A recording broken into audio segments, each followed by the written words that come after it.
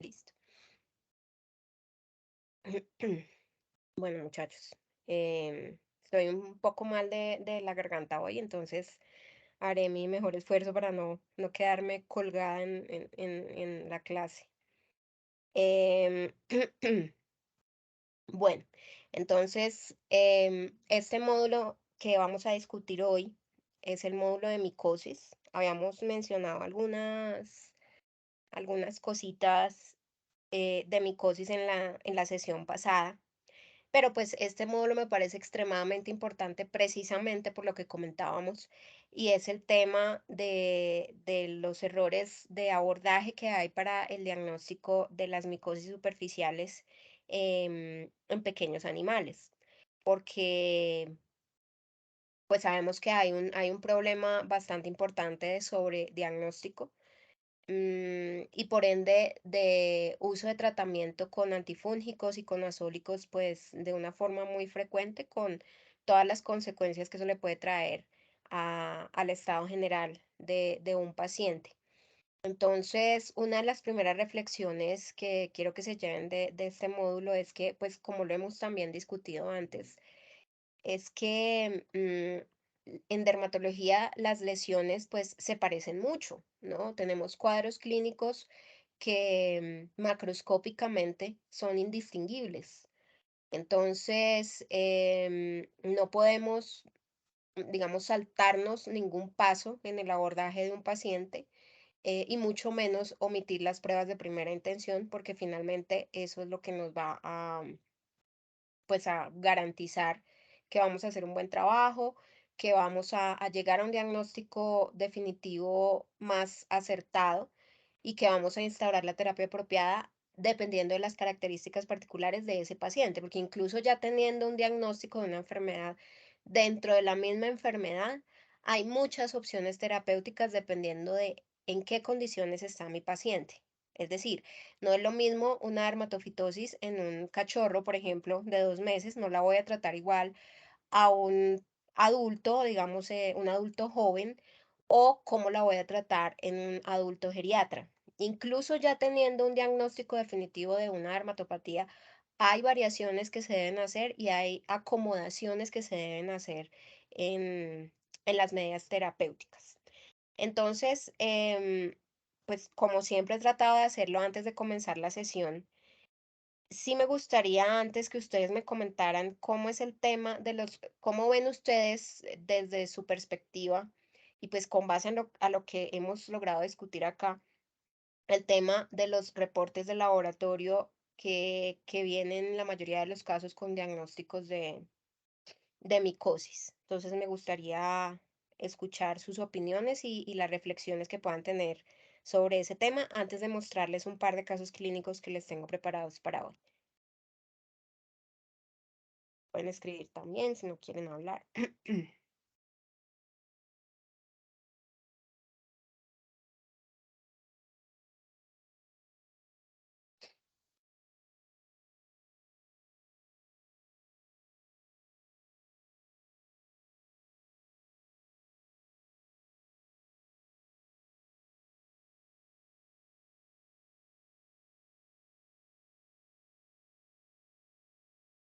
No, nadie quiere eh, dar su opinión,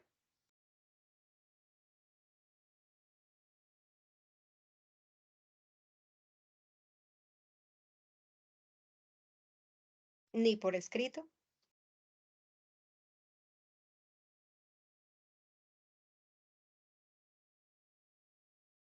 Hola, buenas tardes, buenas noches, profe. Buenas noches, ¿cómo estás?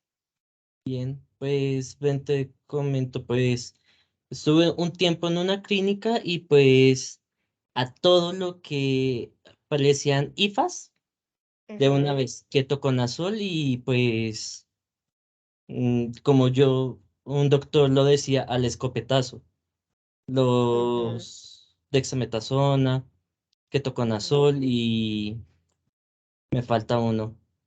Y un antibiótico generalmente, porque, Exactamente. exacto, ajá, Entonces ahí ok. siempre, cada vez que había IFAs, ahí, listo, aplíquele ese ungüento y sale de una vez. Ujú, Ok. ¿Y esas cifras que tú dices venían en el reporte del laboratorio?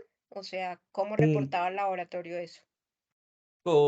pues reportaba ahí malacesia, IFAS, Ujú. y reportaba, no, pero que se me olvidó, y solamente aparecían en cruces, dos, tres Ah, ok. cruces y ya, Ujú, no reportaba más. ujú. Ok. Perfecto. Muchísimas gracias por tu comentario. ¿Alguien más se anima? Perfecto. Pues sí, Sí. digamos que una vez me llegó casi siempre los gaticos cachorritos que llegan Ujú, de hogares de paso, de centros de fundaciones, casi siempre llegan con problemas de piel. ujú, Entonces, a veces digamos que también es complicado el manejo, pero más que todo como por los propietarios. Entonces, sí, digamos que se inició con el gatico era muy bebé como para iniciarle tratamiento sistémico y era digamos que una lesión un poco pequeña. Y pues ujú, inició el tratamiento simplemente con baños, con baños con ketoconazol, ujú, solamente en las áreas que tenía los honguitos.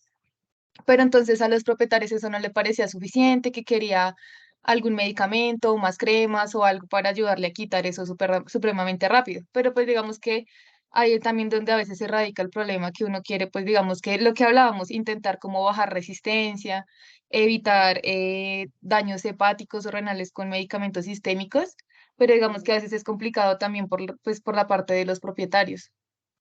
Ok, y en ese gatito que tú me cuentas, ¿cómo se hizo el diagnóstico de dermatofitosis?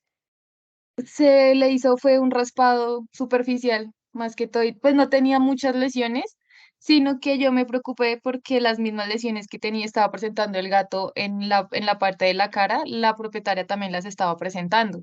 Entonces me Ujú, imagino que dormía con él, no sé, o sea, ya también tenía como lesiones así como escamosas, por decirlo así, es que no sé cómo sí, explicarlo. Sí, es como súper resequeda, cositas así. ujú, Entonces, pues yo le dije que lo ideal era pues tenerlo un poquito apartado o sea, en contacto con la cara más que todo, y pues hacerle los baños. Se le estaban haciendo los baños, creo que eran 2 veces a la semana, sí, 2, 3 veces a la semana más o menos, que se le empezaron ujú, así al menos por 15 días. Pero sí, el primero fue por raspado y ahí nos determinaron fue pues dermatofitos.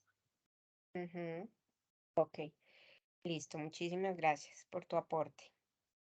¿Alguien más tiene alguna experiencia que quiera compartir con respecto a ese tema?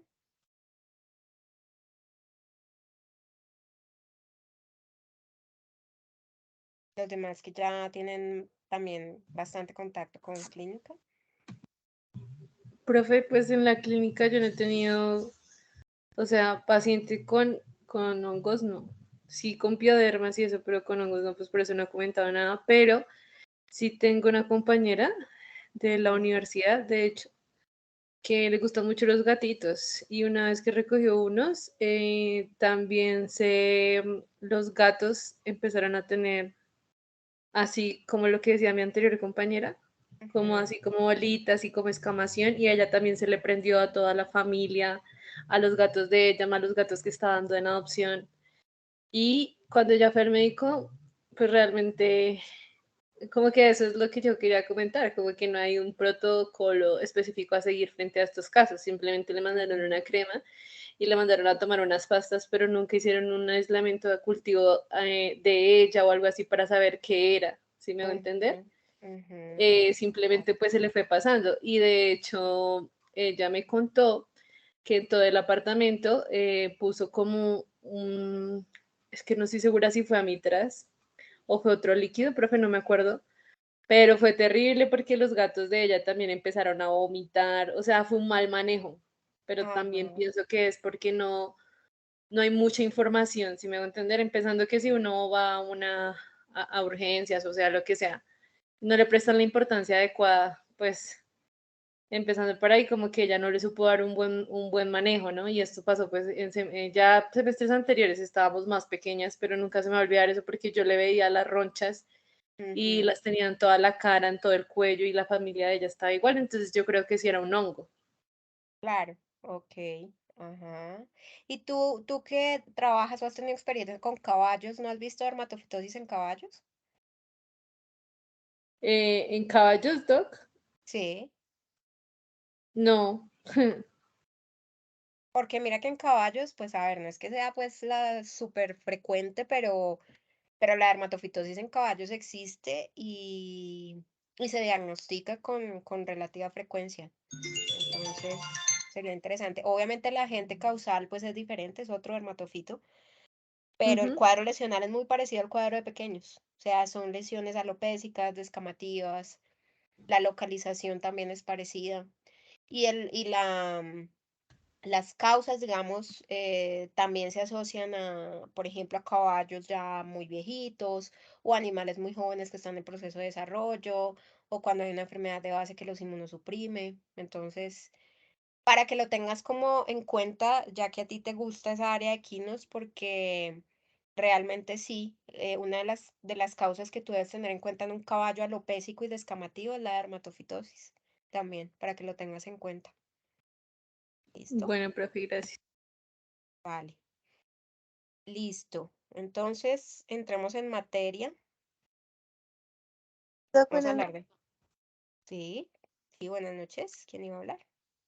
noches, un poco de caballos. Pues donde yo estaba, sí se presentaban, pues es que la verdad el problema es que no se diagnostica. O Ujú, sea, se trataba más que todo, pues se le veía mucho, más que todo en las zonas del cuello a los sí, animales, ujú, como zonitas alopécicas que las relacionaban con hongos. Entonces, ujú. simplemente lo que hacían era aplicarles cutamicón, nada más, pero Era- en ah. sí no lo diagnosticaban. ¿Y funcionaba el tratamiento? Para que funcionara, o sea, de por sí se demoraba el tratamiento y cuando se veían cambios, o sea, tiende a reincidir mucho. O sea, no, como que no lo Ujú, atacaban de raíz. exactamente. Ok. ¿Tú también trabajas con caballos o has tenido experiencia con caballos? En el momento no trabajo con ellos, pero sí, pues, más que todo tengo experiencia en ellos, en pequeño tanto. Pero tu línea, o sea, lo que te quieres dedicar es a caballos o a pequeños o estás abierta a todas las posibilidades. Estoy abierta a todas las posibilidades. Ah, ok, perfecto. Vale, muchas gracias. Y pues mira el problema, ¿no? Si en pequeños que teóricamente uno se supone que hace más clínica y que hace más diagnóstico y no se hace bien, pues tú imagínate en caballos. Y desconocía también que en caballos, obviamente mi experiencia en caballos es muy reducida, pero no sabía que en caballos también usaban la famosa cutamicón, porque cutamicón hace parte de mis más recurrentes pesadillas. O sea, muchos de los pacientes que recibo, un gran porcentaje vienen con tratamiento con cutamicón, precisamente por lo que tú estás diciendo, porque la lesión parece ser un hongo. Y ya simplemente parece ser y pues empecemos a tratarlo y como decía Nicolás al principio, pues alguna cosa tendrá que funcionar. Entonces empiezan a usar ese tipo de productos para ver qué pasa. Pero, y tú también diste también un punto bien importante y es que resuelve, entre comillas, de un modo temporal, pero luego vuelve porque a la final nunca se sabe si realmente es eso o si es eso de pronto con alguna otra cosa. Entonces, y lo que les decía, dependiendo de si está afectando a un animal, a un cachorro, a un adulto joven o a un geriatra, pues el manejo que se le hace no solamente a nivel terapéutico, sino el manejo, digamos, para determinar causas base, pues se hace de una forma diferente, ¿no? Entonces, y eso aplica igualmente para equinos. Entonces, si una dermatopatía vuelve, es porque claramente no se hizo un buen diagnóstico, no se determinó la causa de base y va a seguir volviendo y lo peor es que cuando vuelve generalmente vuelve un poco peor. Entonces, esas son, vamos sumando todas las razones del mundo para hacer, digamos, un abordaje muy ordenado y muy sistemático del paciente dermatológico. Listo, William, cuéntanos. Yo me detuve un poco en el artículo sobre la esprotricosis Ujú, y que este tenía 2014, entonces quise mirar otro más reciente a ver qué hablaba.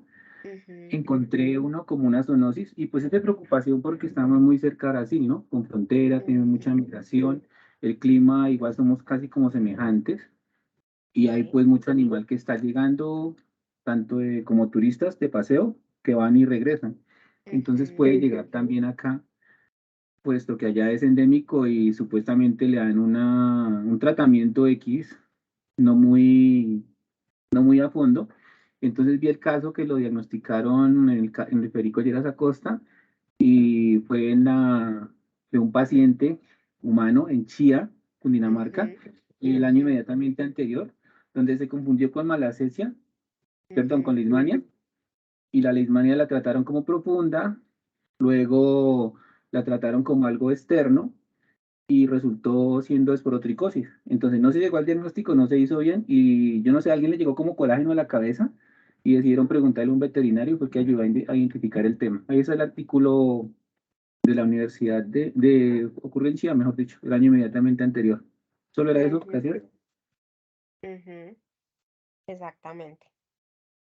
No sé si me estás hablando, que de hecho lo estoy buscando acá porque esa es una señal de alarma. Es uno de la revista Rondas de Medicina Tropical, ¿sabes? El International Journal of Dermatology. ¿Era ese? Mm, no, Que no es. son Ya, los ya primeros busco el 3 link. casos de esporotricosis cutánea zoonótica asociada a gatos, a contacto con gatos en Colombia. No sé si sea ese el que estás hablando. Porque, no, mentiras, porque es ese que No, te no estoy es. mencionando, si quieres, si lo quieres leer, te lo puedo pasar, es de este año, es del 2022. Ujú, Sí, sí. profe, gracias. Claro, digamos que es un problema y si ya se detectó un caso en Colombia, en algún momento nos va a tocar lidiar con eso de forma más endémica. Y les puedo hablar de mi experiencia personal con la esporotricosis. Yo, digamos que en diferentes momentos de mi vida he pasado largos periodos en Brasil por estudio. De hecho, el año pasado estuve todo el año allá, porque estoy terminando el doctorado en Brasil, y estaba en la zona sur. Yo estaba en Paraná, en el estado de Paraná, en Curitiba. Y en la universidad en que yo estoy haciendo el doctorado hay un programa que trata solo gatos con esporotricosis. Ustedes no se imaginan la cantidad de casuística que recibíamos en la semana. O sea, era una cosa absolutamente impresionante. En el hospital se tenían 2 días de consulta exclusiva para gatos con esporotricosis y tenían un servicio de hospitalización y de aislamiento para el tratamiento de los gatos más complicados, porque si leyeron el artículo, pues por lo menos para que tuvieran una idea, la esporotricosis es una micosis de implantación que afecta a los tejidos más profundos.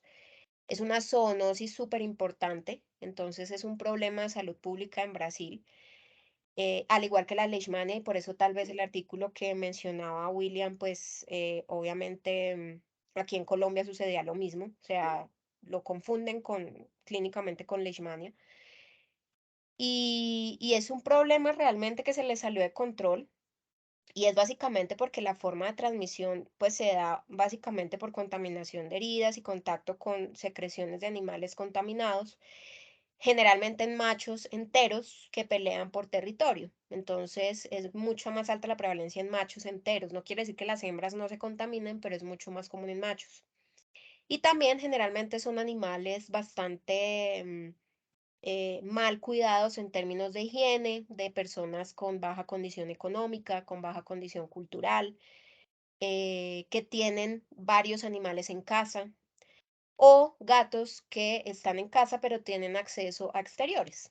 Entonces, claro, salen, pelean, traen la infección, se empieza a desarrollar el cuadro clínico, que es un cuadro bastante desagradable de ver.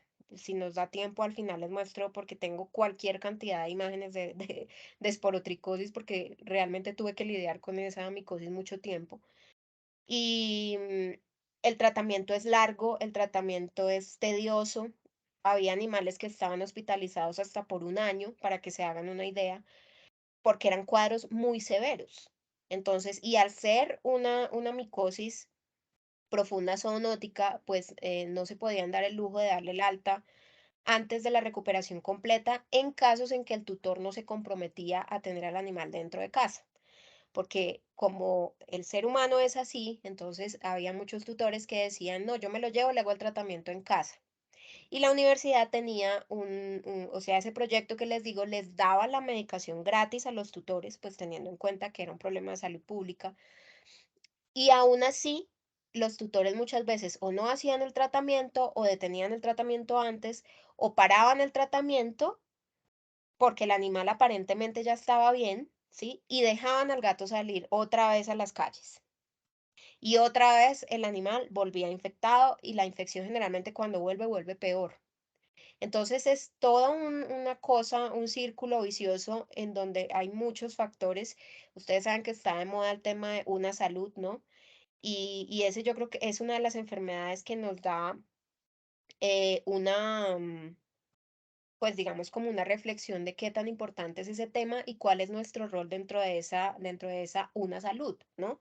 Porque esa enfermedad involucra los tres factores de una salud, involucra a la medicina humana, a la medicina veterinaria, involucra el medio ambiente, porque finalmente la infección, o sea, el hongo está en el medio ambiente, está en materia orgánica contaminada, está en zonas donde hay, por ejemplo, madera acumulada, etcétera. Son nichos en donde el hongo vive, sobrevive y busca un huésped para poder hacer la infección de implantación. Entonces me encanta que hayas puesto ese tema sobre la mesa, porque si bien es cierto, en este momento no tenemos una casuística importante y hasta ahora medio se están detectando los primeros casos, a ustedes en algún momento, probablemente yo ya esté jubilada, pero a ustedes en algún momento les va a tocar lidiar con ese tema y es una enfermedad muy difícil de manejar y bastante, digamos, afecta muchísimo al gato en términos de calidad de vida. Los que sobreviven, pues sobreviven muy bien, pero los que no tienen, digamos, un final bastante, pues, doloroso. Entonces, siempre que tengan animales, principalmente el gato además es una especie más susceptible a la esporotricosis. En el perro existe la esporotricosis, pero los perros por algún motivo genético tienen la capacidad de responder a la infección de una forma más fácil. De hecho, los pocos pacientes que veíamos allá de esporotricosis caninos respondían súper bien al tratamiento y se les daba el alta mucho más rápido. Y pues se asocia a que el gato tiene genéticamente alguna deficiencia en alguna respuesta inmune que hace que el hongo le tome ventaja y desarrolle infecciones mucho más complejas. Entonces el gato es como la especie más susceptible a la enfermedad. En los humanos la infección no es tan invasiva. Generalmente si es una persona con un buen sistema inmune, la resuelve rápidamente. El problema es cuando la infección pasa a un niño, por ejemplo, muy pequeño, o cuando pasa a un adulto mayor o a una persona que por algún motivo está inmunocomprometida, porque en ese caso, pues la infección va a tomar más ventaja. Entonces, lo que les digo, hacer una zoonosis, pues es una enfermedad de difícil manejo. Nosotros, por ejemplo, teníamos que manipular esos gatos con todas las medidas sanitarias, teníamos que ponernos batas, gorro, tapabocas, guantes, polainas, cada que teníamos que hacer alguna manipulación, algún procedimiento de los gatos que estaban internados. Y pues para el tema de consultas mucho más, porque, por ejemplo, había gatos que llegaban con lesiones nodulares, ya con secreciones purulentas o serosanguinolentas, estornudos, por ejemplo. Entonces, si yo, por ejemplo, no tengo una protección en los ojos y yo estoy revisando un gato y el gato me estornuda en la cara, ese estornudo y esa secreción que sale a través del estornudo viene con levaduras. Y las levaduras van a entrar y van a colonizar a través de mis mucosas orales, por ejemplo, de mis mucosas conjuntivales, perdón, u orales también, nasales incluso. Entonces, el manejo de esos gatos tiene que ser con todas las medidas de prevención. Estando allá ahorita varios estudiantes que se contagiaron, precisamente una de las vías más comunes es esa, el estornudo, o cuando el gato sacude la cabeza y pues al sacudir la cabeza y si hay una lesión con tractos fistulantes, pues obviamente pues va a sacudir la secreción también para todas partes. Entonces, bueno, es un cuadro bien difícil de manejar y si ya encontraron ese artículo que les estoy diciendo, que si alguien me acuerda ahora incluso lo puedo mandar aquí al chat, para que le den una leída, pues es de este año y son 3 casos que se detectaron pues en Colombia, ¿no? Entonces, pues ahí tenemos un problema bien grave, además porque el artículo pues relata las lesiones del gato y todo lo que implicó pues esa infección. Entonces, bueno, vamos a ver. Sí, Marian, adelante. Doc, ya que hablas de zoonosis, yo quisiera preguntarte desde tu experiencia en Ujú. la diaria si tú diagnosticas Microsporum cani y pues digamos tus colegas cercanos sí lo hacen, porque digamos más aquí en Colombia no he visto, o sea, no sé si lo han reportado o lo reportan muy poco, ¿sí? Entonces no sé Ujú. si lo están diagnosticando en la clínica diaria.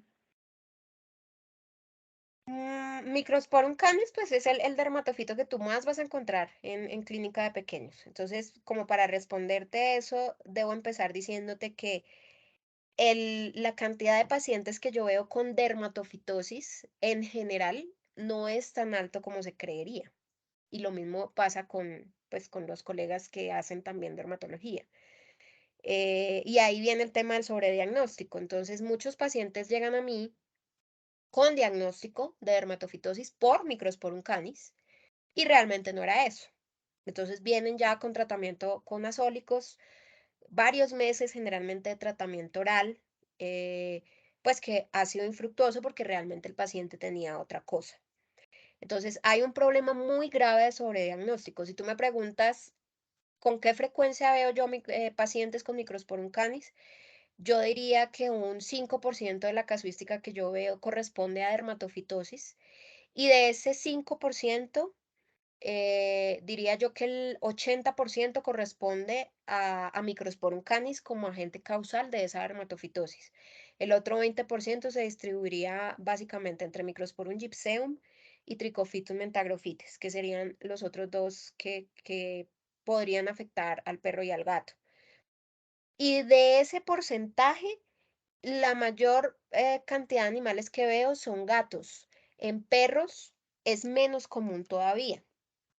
Entonces, ahora, si nos vamos al tema de cómo llegan con el diagnóstico a mí, pues sube mucho más. O sea, yo te diría que un 30% de los pacientes que yo recibo vienen con diagnóstico de dermatofitosis y con tratamiento con triconjugados y con tratamiento con azólicos orales o con shampoos, principalmente de ketoconazol, etcétera, etcétera, etcétera. Y el problema radica en lo que hemos estado discutiendo, qué es lo que reporta el laboratorio y el desconocimiento del médico para interpretar ese reporte microbiológico no, perdón, ese reporte de laboratorio micológico.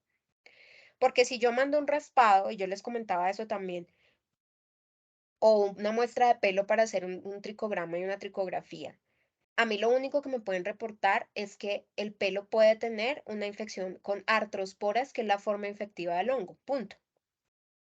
Pero muchos laboratorios, no digo que todos, pero un porcentaje importante, se arriesgan más y reportan macroconidias y microconidias y aún son más osados y reportan de una vez. Entonces, Microsporum canis o Trichophytum o lo que sea. Entonces, de una vez lanzan la especie.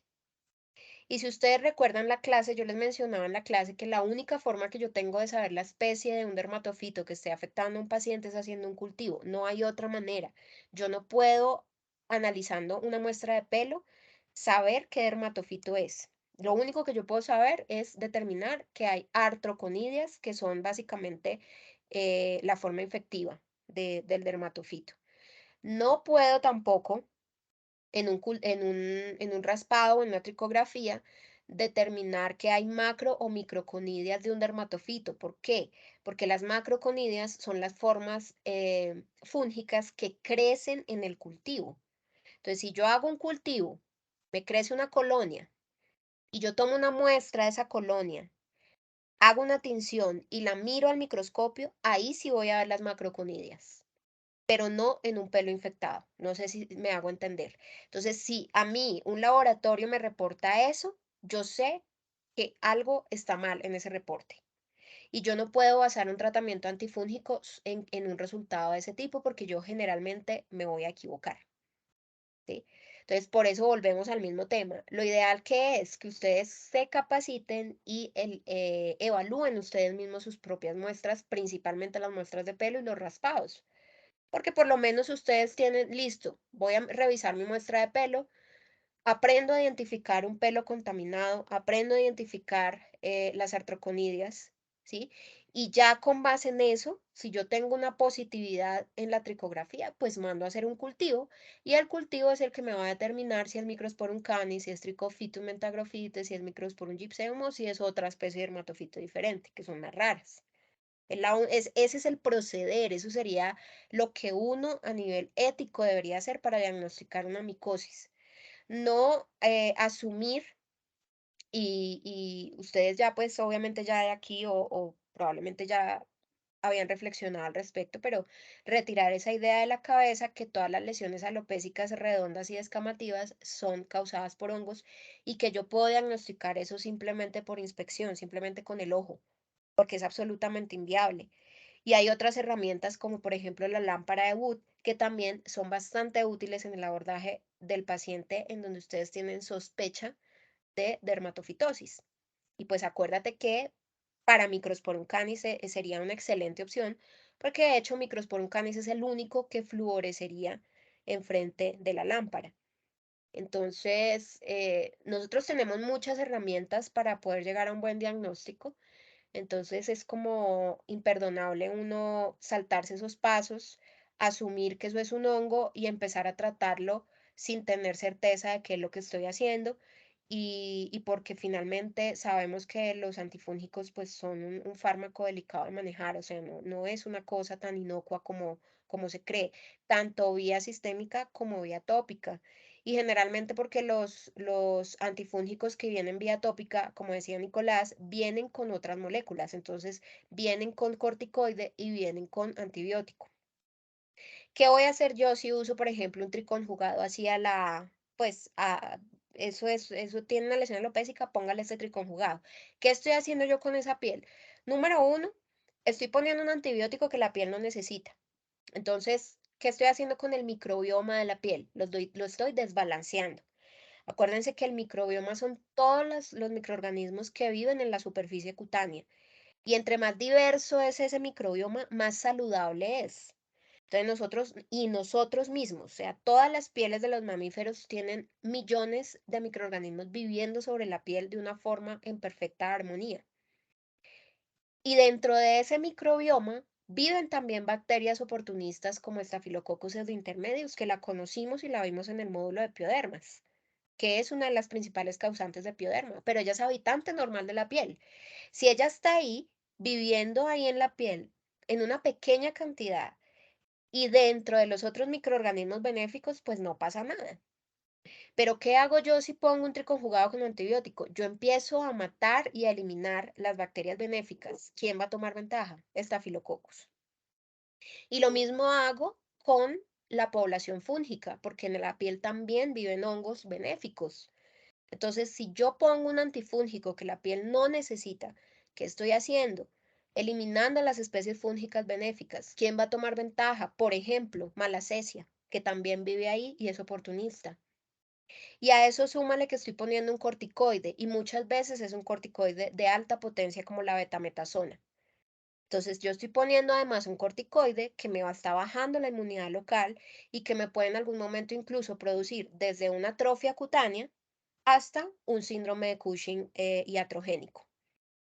Entonces tiene todo en contra el uso de esos triconjugados.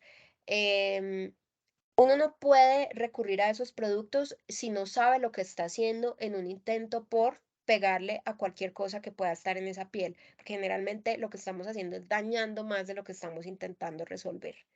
Entonces, si ustedes tienen claro eso en sus cabezas, le van a tener más respeto a eso y se van a tomar el tiempo de hacer un diagnóstico mucho más preciso, que no les va a demorar mucho más tiempo pues, para poder hacer las cosas bien y ustedes van a poder ayudar de una forma mucho más eficaz a ese paciente y le van a ahorrar también dinero al tutor porque no va a tener que gastar en productos y en tratamientos que no le van a servir para nada o que le van a servir de forma temporal y el problema va a volver después. Entonces, digamos que me desvié un poco de tu pregunta, porque tu pregunta era básicamente prevalencia, pero creo que es importante que ustedes tengan en cuenta eso. El sobrediagnóstico es un problema y en términos generales uno no diagnostica. Yo pienso que un máximo de un 10% de los casos que ustedes vean van a ser realmente una dermatofitosis y dentro de esas dermatofitosis el agente causante más común es el Microsporum canis, tanto en perros como en gatos. Y especie más sensible, el gato, más que el perro. ¿Sí? No sé si te quedó claro o Muchas gracias. listo. ¿Algún otro comentario?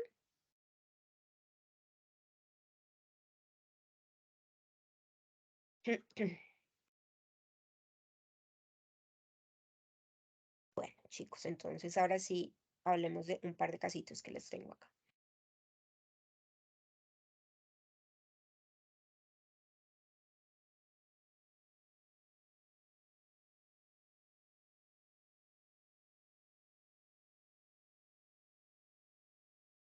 ¿Todos ven bien la pantalla? Sí, profe.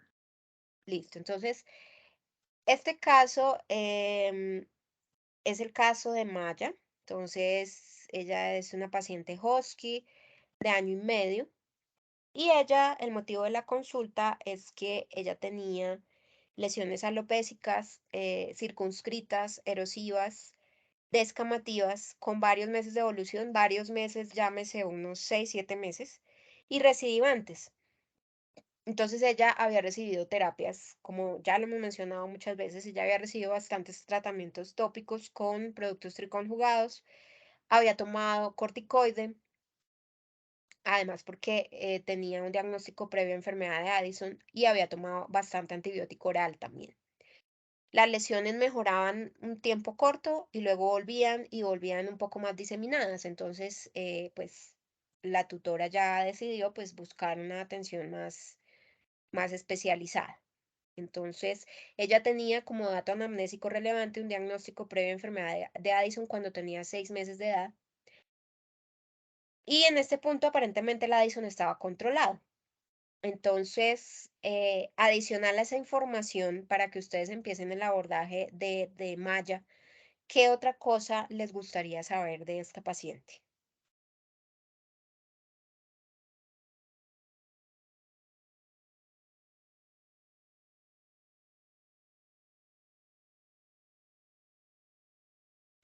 Desparasitación.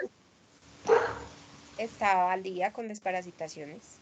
Si los propietarios han presentado lesiones, No, no tenía ni la tutora que vivía con ella, porque ella vivía solo con la tutora, pero pues tenía contacto con otras personas de la familia y no, y nadie tenía lesiones.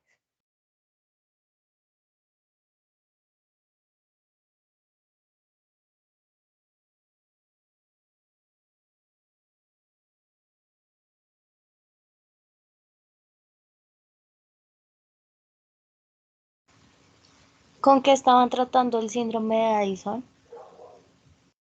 Esa pregunta se las reboto a ustedes. ¿Cómo se trata un síndrome de Addison?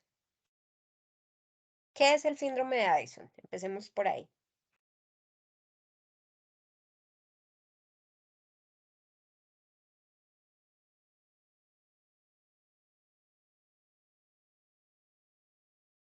Profe, ¿no es hipoadrenocorticismo? Sí, señor. ¿Y en qué consiste? ¿Qué pasaría con ese paciente con hipoadrenocorticismo? Que no libera los niveles óptimos de cortisol. Ok. Entonces, ¿cómo trataríamos un síndrome de Addison? ¿Es con fludrocortisona, algo así? Depende. No Bueno, sí. sé si ustedes, sí, es una de las opciones de tratamiento, pero entonces a grandes rasgos aquí hago otra reflexión bien importante. ¿Por qué me gusta tanto este caso? Y es un caso que uso mucho porque también me marcó mucho. Uno de los tantos casos que he visto con enfermedad sistémica. Yo les mencionaba en las primeras clases que la piel es como un espejo que está reflejando algo que puede estar pasando dentro del cuerpo. O sea, que muchas veces el problema no se limita a la piel, sino que la piel está manifestando de alguna forma algo que está pasando en otro o en otros sistemas corporales. Y este es un ejemplo de eso. Y por eso la reflexión aquí es que cuando ustedes reciban un paciente con problema de piel, hagan una muy buena anamnesis, pero así súper detallada, y no dejen de lado la medicina interna general, porque uno en un paciente dermatológico siempre tiene que arrancar con un buen examen clínico general. Es decir, en cualquier especialidad, no solamente en dermato, si yo me dedico a cardiología, por ejemplo, yo no puedo dejar de lado el examen clínico general. Si hago nefrología, si hago neurología, incluso si hago etología, que se supone que es algo ya más de comportamiento, yo no puedo dejar de lado el examen clínico general, porque nos da mucha información, ¿cierto? Entonces, y para eso, obviamente, y también para hacer un buen abordaje, yo tengo que tener unas buenas bases en medicina interna, porque eso es lo que me va a permitir también dar un abordaje global al paciente. Entonces, por ejemplo, en este caso, ¿qué necesitaba yo saber para tener un manejo apropiado de este caso? Obviamente, la tutora me reportaba eso, que tenía un diagnóstico previo de enfermedad de Addison. Teóricamente, si yo hago dermatología, pues yo no tendría por qué estar muy empapada de eso, pues como que nada que ver, ¿cierto? Pero ¿qué tengo yo que saber en este punto? Yo tengo que saber cómo funciona la glándula adrenal, cómo funciona el eje hipotalámico hipofisiario adrenal y cómo se da la liberación normal de las hormonas de la glándula adrenal, tanto los glucocorticoides como los mineralocorticoides. Y partiendo de eso, pues yo puedo entender qué es lo que le pasa a un paciente con enfermedad de Addison o con síndrome de Cushing, que sería pues la patología opuesta, porque el Cushing sería hiperadrenocorticismo y Addison sería hipoadrenocorticismo. Entonces el cuadro clínico pues también es totalmente opuesto. Entonces Maya, por ejemplo, la tutora reportaba que en los primeros meses de vida tenía muchos problemas digestivos, diarreas recurrentes que no cedían con nada, algunos cuadros de vómito, que estaba letárgica, que había perdido peso, ¿sí? Que sus niveles de actividad, pues para ser un cachorro en esa época, pues eran muy bajos, se había quedado un poco rezagada con respecto a los hermanitos de la camada, etcétera, etcétera, etcétera. Entonces, bueno, finalmente ella pues fue, digamos que ese fue su primer problema en la vida y afortunadamente tuvo un diagnóstico acertado de enfermedad de Addison y se empezó a tratar. Acuérdense que en la enfermedad de Addison ustedes pueden tener deficiencia o de glucocorticoides o de mineralocorticoides o de los dos. ¿Sí? Entonces, dependiendo de lo que ustedes determinen a nivel clínico y a nivel de laboratorio, pues ustedes van a reponer una cosa o la otra o las dos cosas. Si ustedes tienen deficiencia de glucocorticoides, pues obviamente tienen que reponer un glucocorticoide. Y pues, ¿cuál es el glucocorticoide que se usa con más frecuencia en clínica? La prednisolona. Hay otros, claramente, está la dexametasona, está la triamcinolona, pero digamos que la predni es como de las de primera elección. Si yo a través de mis exámenes detecto alteraciones electrolíticas en calcio, en magnesio, en cloro, sé que ese paciente también puede tener alteraciones, afectaciones en los mineralocorticoides. Y en ese caso también tendría que reponer un mineralocorticoide y ahí entraría lo que tú estabas diciendo, Natalia, la fluorocortisona, que la fluorocortisona es un mineralocorticoide. Entonces, antes de entrar a tratar el Addison, yo tengo que saber exactamente a qué me estoy enfrentando y qué voy a reponer. Porque si yo repongo algo que ella no necesita o dejo de reponer algo que ella sí necesita, pues voy a tener problemas. Además, porque ustedes saben que una crisis addisoniana puede llegar a ser mortal si no se maneja de una forma correcta. Es que Dime, dime. lo decía porque, pues, obviamente es una enfermedad muy poco común de ver y Ujú, en la clínica solo hay un caso y ujú, es un paciente que recae por lo menos 2 veces al año, entonces toca, ujú, eh, pues, sí o sí toca manejo intrahospitalario por lo menos por 2 días mientras que se compensa, porque pues ujú, ella, independientemente de que esté medicada, en sus recaídas casi siempre los cuadros son baja de apetito, pues la frecuencia cardíaca se disminuye un montón, la respiratoria, temperaturas que no marcan, o sea, sí, ya es como un cuadro muy conocido en ella, pues porque todos son Ujú, diferentes, entonces ya ujú. como que, pues digamos, el manejo con el que ella se hace es con el medicamento que te menciono, es netamente lo que ella maneja. ¿Y no Y será que ella también tiene deficiencia de glucocorticoides? Bueno, no sé, estoy pues, especulando, pues pero no sé. sí, puede ser, no, pues no conozco muy a fondo porque pues ya está tratada desde antes que yo llegara a la clínica, Ujú, entonces pues ha sido como lo que se le ha manejado siempre, realmente ahí sí desconozco. claro. Pero sí, sí es un caso que uno dice, es uno como en 100 porque es muy raro de ver. Y pues Ujú, hace como unos 8 meses llegó otro casito que se sospechaba de Addison, pero ujú. como que los propietarios nunca se dieron a realizar todos los exámenes para clínicos para poder diagnosticar. Entonces son como esas cositas que a ¿Y uno qué se... pasó con ese paciente? ¿Sobrevivió? Ella está estable, sí, ella va más o menos una vez por mes, 2 veces por mes, como para cuadros hemáticos y creatininas de control, porque también tiene histórico de, pues, fallita a nivel renal. O sea, siempre que le dan sus recaídas, la creatinina se le sube a 4, a 3, entonces Ujú, toca compensar bastante, pero ujú. está estable y es bastante consentida y pues, digamos, de la antepenúltima hospitalización ahorita ha subido de peso, porque igual era Ujú. súper delgada, o sea, no, realmente no le teníamos mucha fe, pero ahorita está muy estable y de hecho ha tenido muy buena respuesta al tratamiento. Qué bueno, me alegra mucho. Pero mira, sí, y de hecho, sí, es una enfermedad rara, pero mira que cuando uno se la topa, le toca mirar a ver qué hace, porque lo que tú dices, cada caso es un mundo. Y por ejemplo, en el caso de Maya, ella no, ella solamente estaba siendo suplementada con glucocorticoides porque su parte mineralocorticoide estaba muy bien. Ella no tenía, digamos, sí tenía algunas alteraciones electrolíticas, pero no eran tan marcadas, entonces ella se manejó, obviamente esa parte la estaba manejando el internista, pero estaba manejada únicamente con prednisolona. Entonces, pues en ese punto la parte de la enfermedad de Addison, ella ya llegó controlada de su parte de Addison, pero llegó con el problema dermatológico. Entonces, ahí queda uno como, bueno, ¿alguna otra cosa que quisieran saber antes de continuar con el abordaje?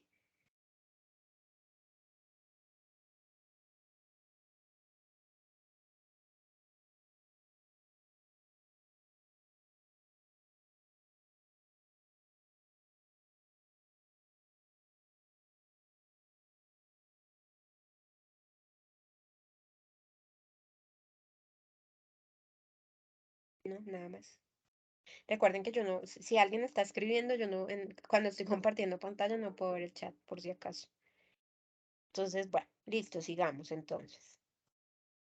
Entonces, ustedes tienen ese paciente ahí en la mesa y tienen esa información. ¿Cómo proceden? ¿Qué hacen?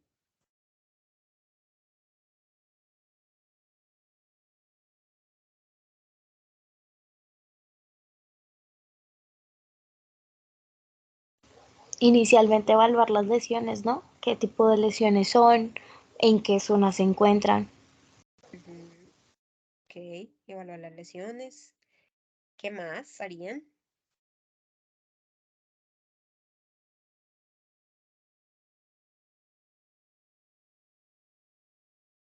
Una tricografía con, no sé si sirva hisopados, tal vez. Ujú, ok, tricografía, hisopados,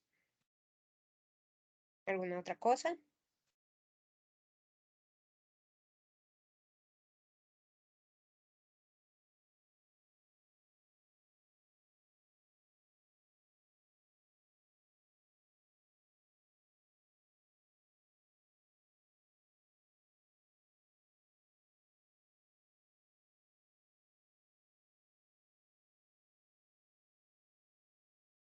Bueno, em, cuando ustedes tengan un diagnóstico previo de una enfermedad cualquiera que sea, que comprometa otro sistema u otros sistemas corporales, antes de entrar a evaluar la parte dermatológica, evalúen la parte general.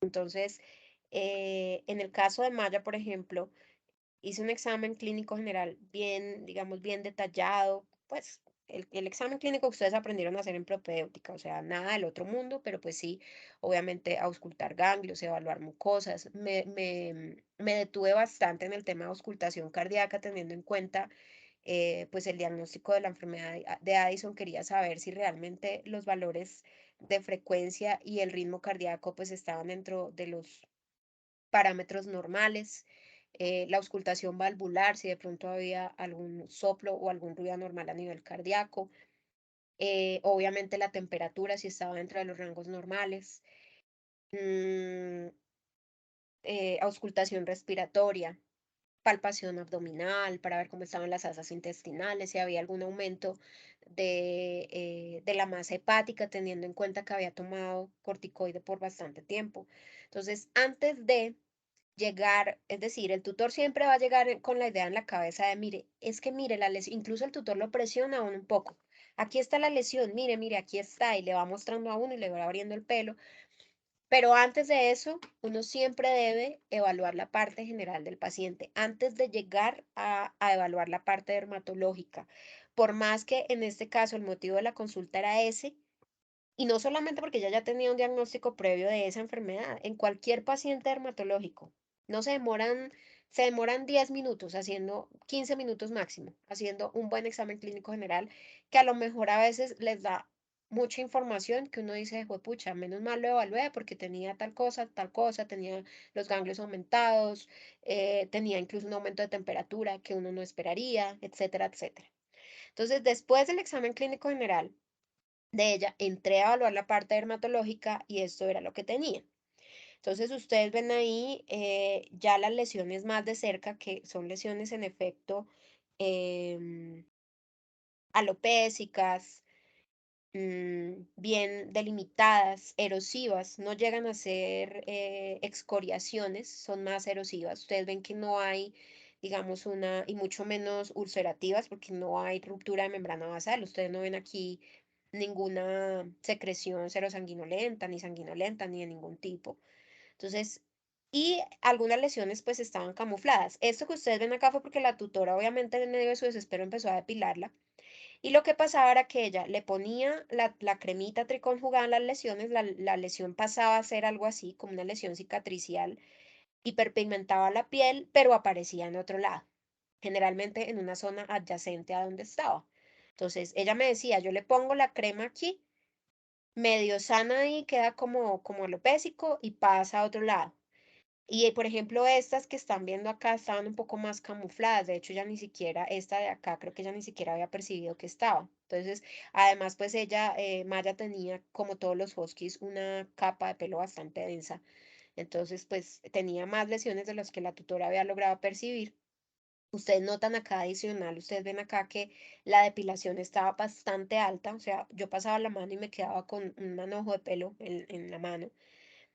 Em, y pues en general el examen clínico pues estuvo dentro de la normalidad, y de hecho el temperamento de Maya en consulta, que esa es otra cosa que yo les sugiero que hagan también, y es que mientras ustedes conversan con el tutor, dejen que el paciente explore el consultorio, porque eso les permite también ver el nivel de alerta en el que está el paciente, si es un paciente que realmente está letárgico, si es tímido, si tiene miedo, si es agresivo, o si por el contrario es súper sociable, ¿sí? Si está muy, muy alerta, si está ansioso. Todo eso ustedes solo lo pueden determinar si dejan que el paciente esté libremente en el consultorio mientras ustedes conversan en la primera parte de la consulta con el tutor. Entonces, Maya estaba, su temperamento era muy normal, estaba súper alerta, o sea, no era una perra letárgica. Y en el examen clínico general todo estaba dentro de los rangos normales, desde su parte cardíaca, su temperatura, no había aumento de ganglios ni nada por el estilo. Ahora sí, teniendo en cuenta eso y teniendo en cuenta el aspecto de las lesiones, ¿cómo abordarían ahora sí la parte dermatológica? Por ahí ya habían dicho que tricograma. ¿Qué otra cosa harían con esas lesiones? No sé Una, si se puede hacer de pronto una citología que se ve como un poquito como vivo el tejido, por decirlo así. Ujú, ujú, una citología. ¿Y cómo tomarías la muestra de esa lesión? Pues yo creería que por impronta, directo con la lámina. Ujú, ok, perfecto. Una citología por impronta directa, una tricografía, ¿qué otra cosa?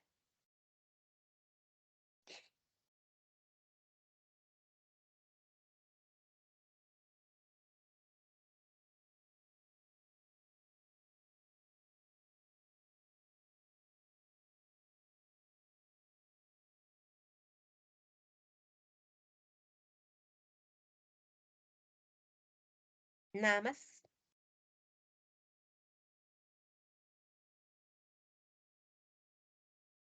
¿Qué diferenciales tendrían para estas lesiones en malla? ¿Qué se les ocurre? Regálenme 3 diferenciales para este caso.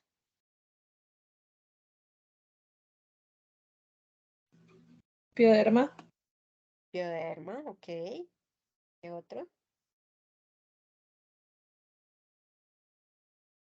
Foliculitis parasitaria. Ujú, ¿qué parásito te arriesgarías a decir en ese diferencial? Demodex. Pero Dermoicosis. Ok, perfecto. ¿Qué otro?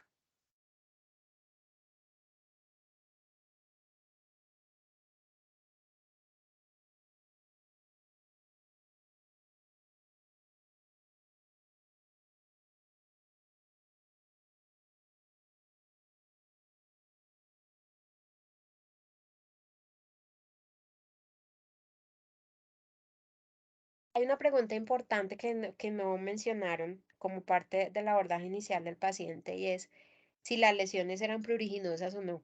Esa pregunta nunca se les escape. Y pues la respondo de una vez. Las lesiones tenían un prurito 2 de 10, para que lo tengan en cuenta.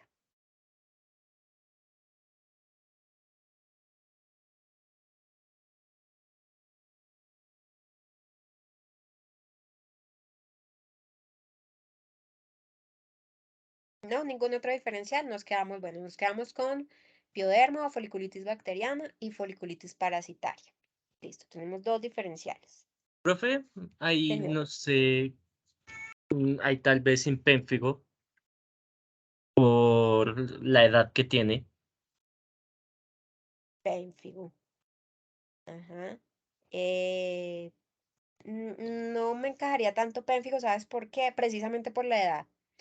Pénfigo, el pénfigo es pénfigo foliáceo, que es el más común en dermatología de pequeños animales, porque obviamente existen diferentes tipos de pénfigo, ¿no? Dependiendo de la profundidad de la capa de la piel que afecte la enfermedad. Entonces, el pénfigo foliáceo es el más superficial. Y hay otras formas de pénfigo, como el pénfigo vulgar, por ejemplo, que afecta ya por ejemplo, a membranas mucosas, ¿sí? No me inclinaría tanto por un autoinmune teniendo en cuenta la edad.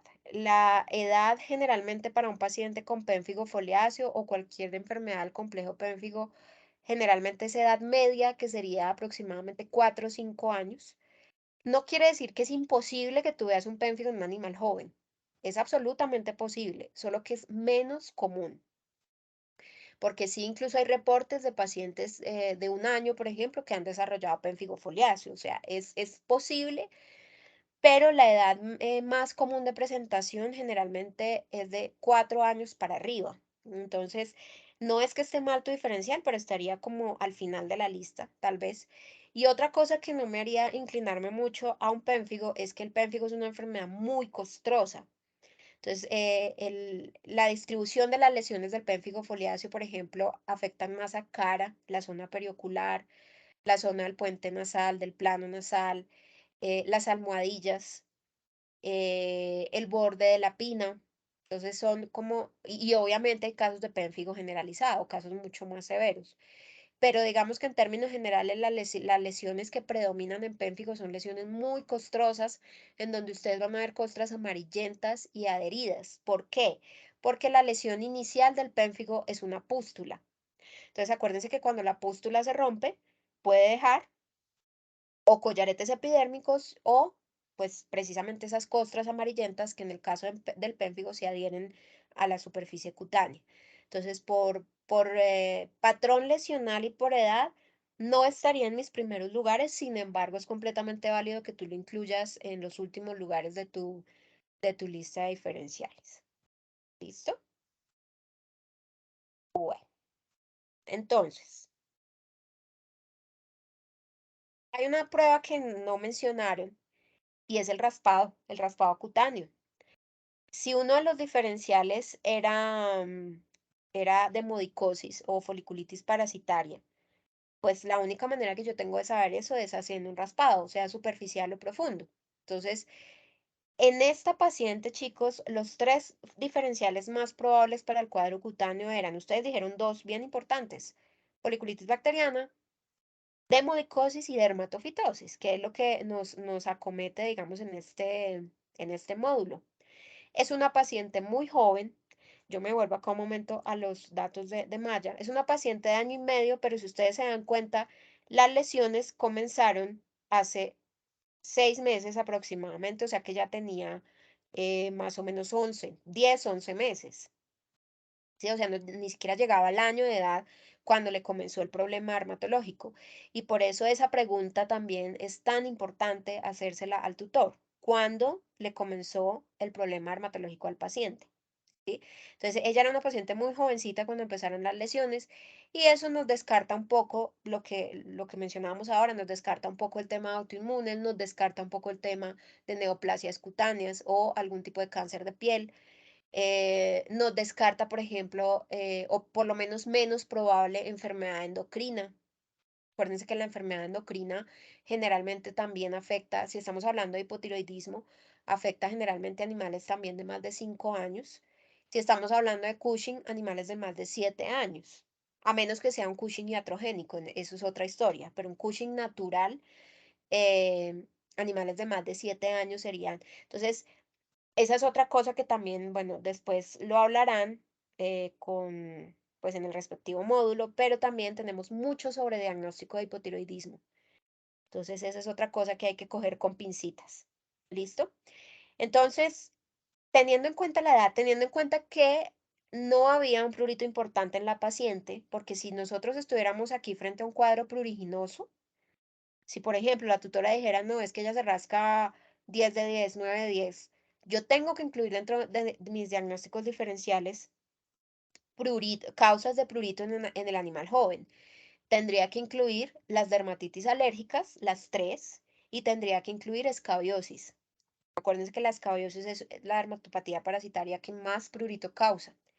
Y tendría que incluir dermatitis alérgica picadora de pulga, alergia alimentaria y dermatitis atópica. Pero pues como no es el caso, entonces esos diagnósticos son muchísimo menos probables en Maya.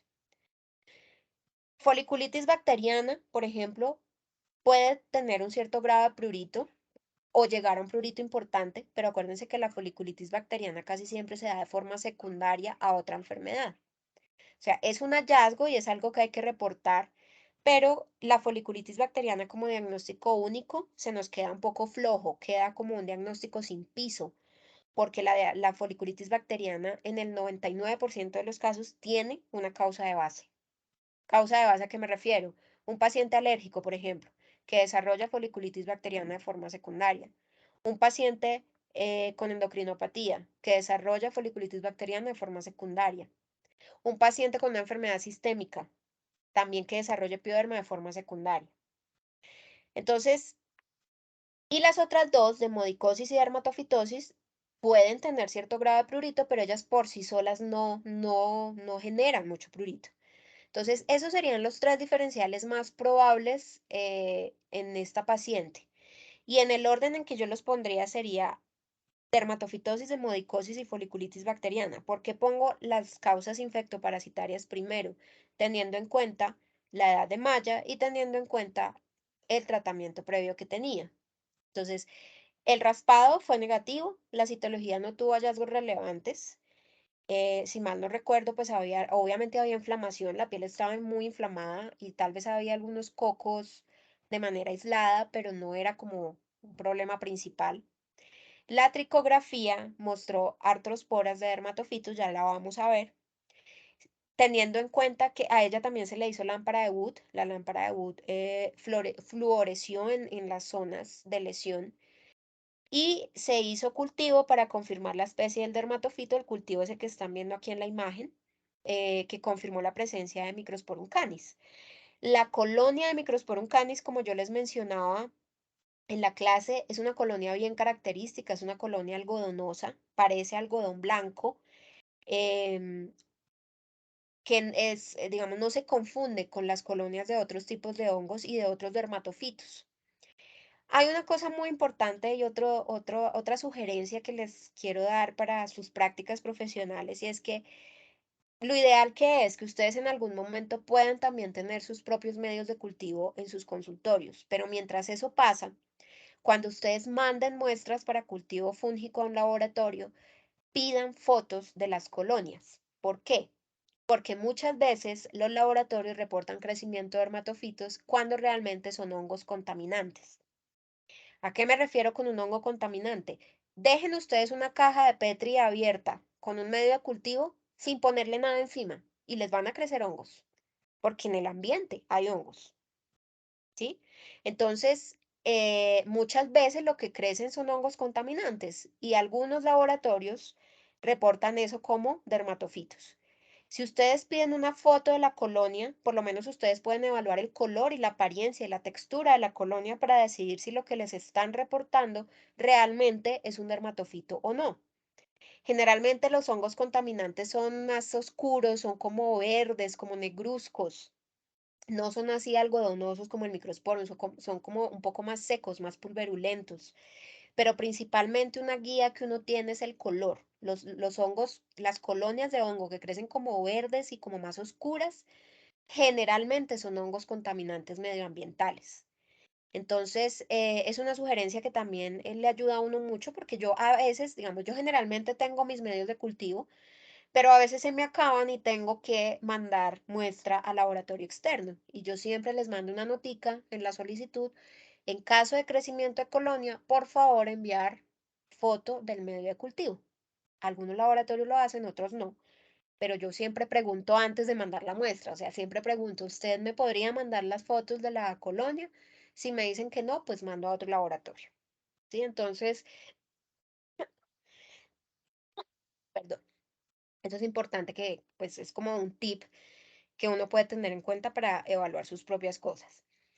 Como ella había tomado otros tratamientos, había tomado no solamente el corticoide por el síndrome de Addison, sino también había tomado antibiótico por algunas semanas, pues obviamente yo hice un check-up general, entonces hice hemograma y bioquímica completa. Em, la ALT y la fosfatasa pues estaban elevadas claramente por el tratamiento con corticoide, sin embargo ya no tenía signos de alteración hepática, signos clínicos me refiero. Y también pedí todos estos porque quería también pues ver cómo estaba el tema endocrino. Entonces pedí cortisol basal, medí electrolitos de nuevo, sodio, potasio y cloro y pedí la relación sodio-potasio. Estos electrolitos ya salieron controlados, tenían leves alteraciones, pero no eran alteraciones importantes. El cortisol basal estaba un poco por debajo del rango, pero lo mismo, o sea, eran alteraciones muy sutiles que pues que no daban como para preocuparse mucho en ese momento. Urea y creatinina para la función renal estaban dentro de los rangos normales. Y pedí también ecografía abdominal porque quería ver el tamaño y la anatomía y la estructura de las adrenales, que reportó en efecto que Maya tenía unas adrenales más pequeñas. Teniendo toda esta información, pues confirmé el diagnóstico de enfermedad de Addison. Y hay otra cosa que ustedes no me preguntaron, pero que les cuento, y es cómo estaba siendo manejado el corticoide en Maya. Entonces, ella comenzó con una dosis de 1 mg/kg al inicio del tratamiento, pero parece ser que no se hizo una disminución de la dosis, es decir, ella llevaba poco, sí, 6 meses larguitos tomando esa dosis diaria. Estaba con 1 miligramo por kilo diario. Entonces, si bien es cierto que 1 miligramo por kilo no alcanza a ser una dosis inmunosupresora en el corto plazo, en el largo plazo sí puede afectar las respuestas inmunes del paciente. Entonces, ella y obviamente ya tenía alteraciones hepáticas importantes. Creo que era lo que más tenía alterado era la función hepática. Y en la ecografía también se mostró hepatopatía esteroide, porque obviamente ya venía ya con ese tema.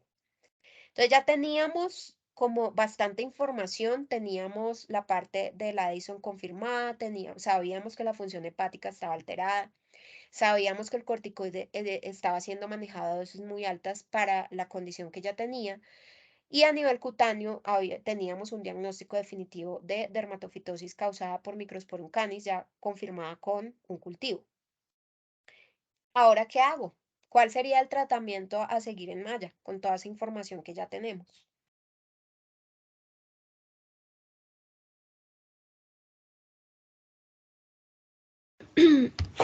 Doc, Sí. digamos por el tema de, pues ya su afectación a nivel hepática, la recomendación no sería de pronto iniciar con algo tópico para no sobrecargar el hígado. Ok. Sugerir terapia tópica. ¿Con qué tratarías? ¿Qué terapia tópica utilizarías? Ay, Dios bendito. Tranquila. Pues no sé, o sea, que recuerde, y pues según la clase que vimos, tú recomiendas inicialmente itraconazol, puede ser una opción. Ah, Pero no, ese pero es oral. oral. Sí. Eh, ah, de tópicos, miconazol puede ser una opción. Ujú. Generalmente sí puedes usar miconazol solito, pero lo que más se recomienda es clorexidina miconazol. Es como O- la terapia de elección para dermatofitos, cada uno al 2%. Entonces, clorexidina al 2% más miconazol al 2% en el mismo shampoo, en el mismo producto. Mm, Y se puede enviar, digamos, exacto, esa era otra pregunta, si se ujú, puede mandar como baños a nivel general o digamos solo para las zonas afectadas, como un, ujú, bueno, en cuanto tú me dices que no te gusta usar de pronto un spray, ujú. Pues yo prefiero, mira, en este caso, claro que hice terapia tópica. Pero mira que ella tenía bastantes lesiones. O sea, yo aquí en la foto, pues yo les muestro algunas, pero realmente ella tenía varias lesiones de ese tipo a lo largo de la superficie corporal. Entonces, sería muy desgastante también para un tutor ponerse a buscar entre todo ese pelero dónde está la lesión para poderle poner un spray. Entonces, yo en ese caso lo que le sugería a la tutora, primero había que cortar ese pelo, no pasar máquina por ningún motivo, pero sí cortarlo porque pues estaba bastante mechuda la perra. Obviamente a la tutora le iba dando algo, pero pues obviamente eso le iba a facilitar el tema de la terapia tópica y le sugerí baños. Afortunadamente era una tutora muy abierta, muy comprometida, entonces ella se comprometió a hacer 2 baños semanales, lo cual era bastante bueno porque para una perra de ese tamaño, pues el manejo pues es mucho más difícil. Entonces, esa es una cosa importante. Si ustedes tienen, porque es como, eso es una cosa también que es muy discutida. ¿Se rasura el perro o no se rasura? Realmente, si es un paciente muy peludo, yo sí sugiero cortar el pelo. Solo que hay que tener muy en cuenta el tema de la desinfección antes, durante y después del lugar en donde se hace esa peluquería. Es decir, si lo va a hacer el tutor en casa, por ejemplo, que desinfecte la zona con detalle después de hacer el tema de la cortada del pelo, porque ustedes saben que claramente el hongo vive en el pelo. Entonces, si no se hace una buena desinfección, pues va a volar pelo por todo lado, van a volar escamas y pues eso se va a volver una infección ambiental sin control.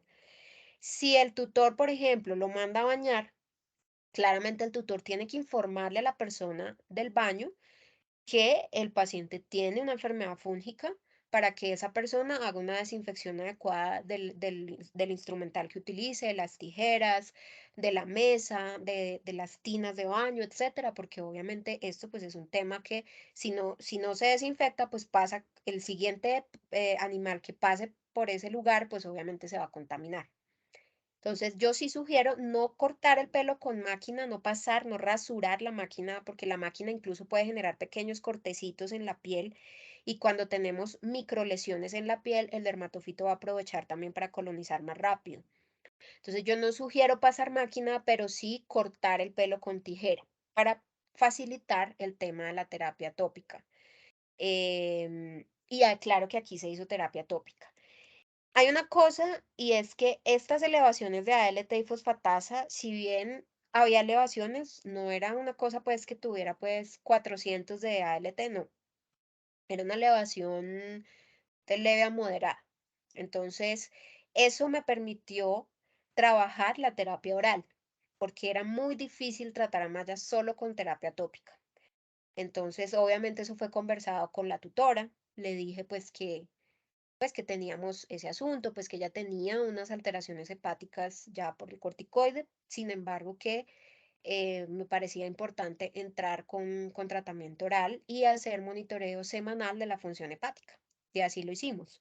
Entonces yo entré con itraconazol en pulsos, vía oral, a 5 miligramos por kilo, 7 días y 7 días no, porque obviamente esos 7 días de descanso también le daban un tiempo de reposo a la actividad hepática. Entonces es un protocolo que me gusta muchísimo.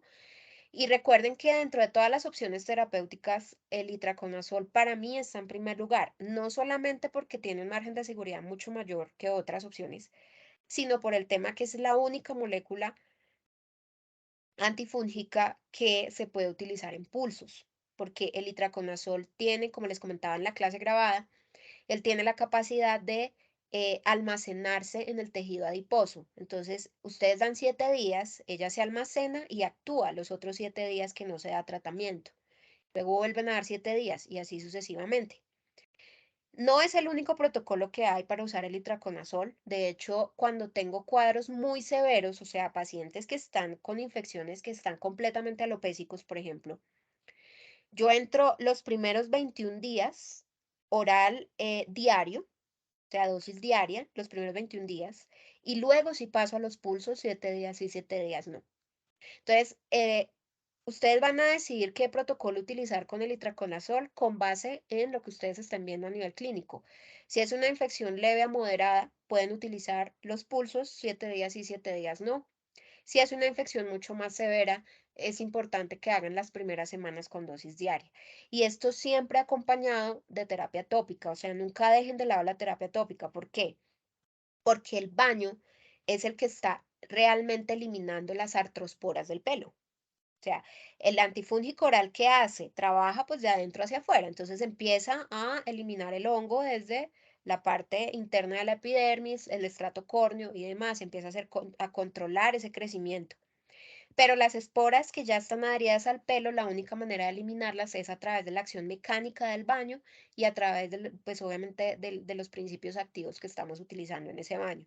Entonces, siempre se recomienda para cualquier animal con este tipo de micosis utilizar tanto la terapia tópica como la terapia oral. Ahora, como les decía, eso depende de muchas cosas. En Maya se pudo hacer ambas cosas y ella tenía controles bioquímicos cada semana para ver si estaba tolerando bien o no su hígado el tema del tratamiento con itraconazol. Aparte de eso, aparte de tratar el dermatofito, ¿hay alguna otra cosa a nivel clínico que ustedes harían o que consideren necesario? El sistema inmune y la dieta. Dime otra vez. Subir el sistema inmune, mantenerlo y la dieta también. ¿Y cómo harías lo del sistema inmune?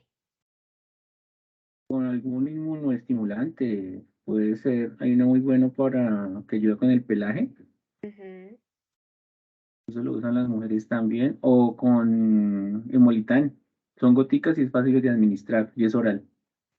Y una ujú, dieta, pues, a base de cordero puede ser de mejor calidad, una dieta buena, sobre ujú, todo porque ya tiene 3 capitas de pelo, entonces habría que ayudarle con eso.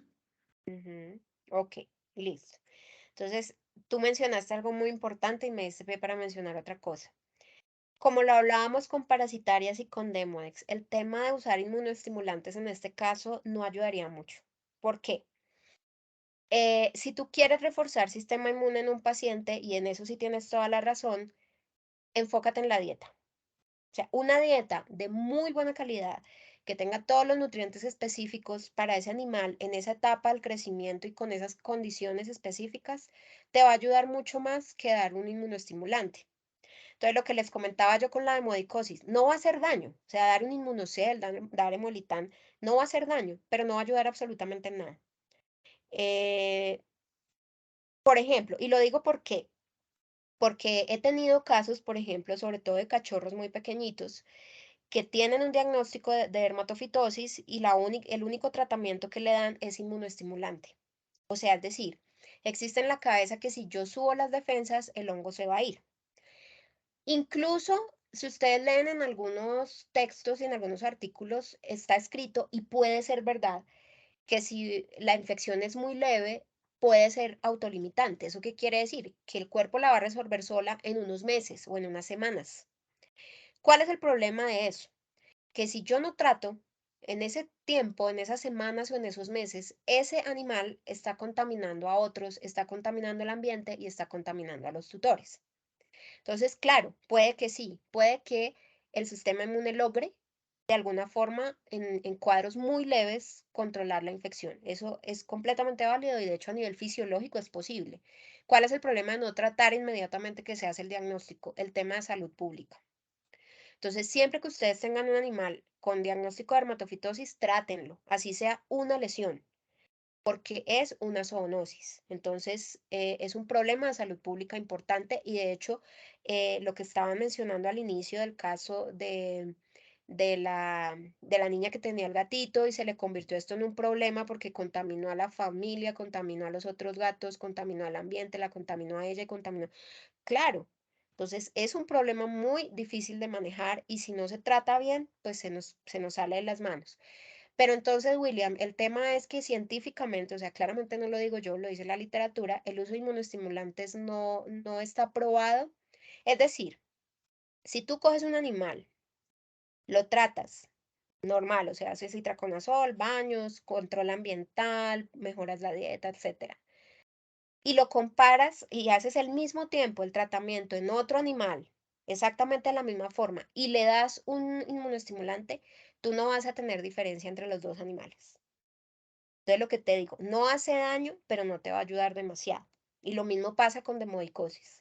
La mejor manera de subir las defensas a un paciente es con la dieta y manteniendo una salud intestinal adecuada, o sea, haciendo un programa de vermifugación adecuado. Em, ya sí, obviamente, si el tutor quiere, porque habrá tutores que dicen, no, es que yo le quiero subir las defensas, bueno, en fin, pues no importa, o sea, no pasa nada, se le puede dar y es inocuo, o sea, realmente no vamos a tener problema. Pero si no se da, no hace gran diferencia. No sé si soy clara con la idea. Entonces, en eso pues está bastante bien. Y el tema de la dieta, pues diste en un punto súper clave. Por supuesto que hay que mejorar la dieta. De hecho, Maya, ella pues estaba comiendo una dieta buena, pero yo la pasé a una dieta ProPlan de cuidado cutáneo. Ella, porque quería reforzar la barrera cutánea y ProPlan Skincare tiene bastantes omega 3 y 6 y tiene vitamina E que es antioxidante y obviamente tiene los niveles de proteína que necesita un paciente en recuperación de una enfermedad dermatológica. Entonces, por ese lado, pues súper acertado tu comentario. ¿Qué otra cosa harían aparte de eso? Sí, dime. Profe, Pero con la pregunta, Ujú, o sea, tú nombras mucho que una buena dieta, digamos, esas comidas, pues tienden a ser bastante costosas. Dado el ujú, caso de propietarios que no cuenten con los recursos para comprar ese tipo de comidas, ujú. no sé qué tan bueno sea de pronto, digamos, pues se podría dar de pronto una línea un poco más económica. No sé si qué tan buena sea la chunky, creo que es, ay, ¿cómo es que se llama esta que es moradita? Rosy Cordero. Eso, esa y combinarla de pronto con algún omega o no sé. Sí, a ver, tú también otro punto súper importante. Las dietas super premium son caras. Y si es un paciente grande, pues peor todavía, porque pues claramente va a comer el triple. Si tú tienes un tutor que es una situación súper recurrente, que dice, no, mire, yo no puedo mantener esta dieta, si acaso se la puedo dar un tiempo, pero no la puedo mantener después, o en definitiva no la puedo comprar. Hay otras opciones interesantes. Por ejemplo, Chunky no está dentro de mis favoritos. Me parece que es una dieta muy regular. Ahora, si es lo único que el tutor puede comprar, pues no hay de otra. Es decir, uno siempre ofrece las opciones. Por ejemplo, a mí me parece que hay dietas de gama media que si bien obviamente no tienen las características nutricionales de una de gama alta, pues están bien. O sea, por ejemplo, Dog Chow a mí me parece una buena marca, Pedigree me parece una buena marca, Nutrinuggets me parece una buena marca, o sea, son dietas de gama media. Em, Hay otra que se me escapa el nombre, creo que es Max. No, pero no es Max, es otra. Bueno, hay otra que se me escapa el nombre, que es de gama media también, que me parecen que son dietas pues con calidad. Es decir, no son excelentes, pero pues están dentro de los niveles nutricionales que se requieren. Y ¿Monelo? hay otras que son señor, ¿Monelo, de pronto? Sin omegas 3 y Monelo, 6. sí. Monelo es una dieta de gama media que me parece que es interesante también.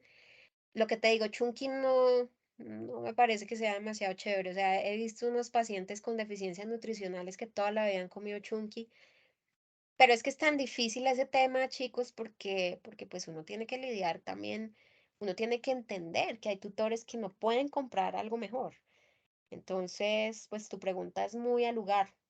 Si en definitiva el tutor no puede, pues, pues uno le dice, pues compre lo que esté dentro de sus posibilidades y lo que tú dices también es válido.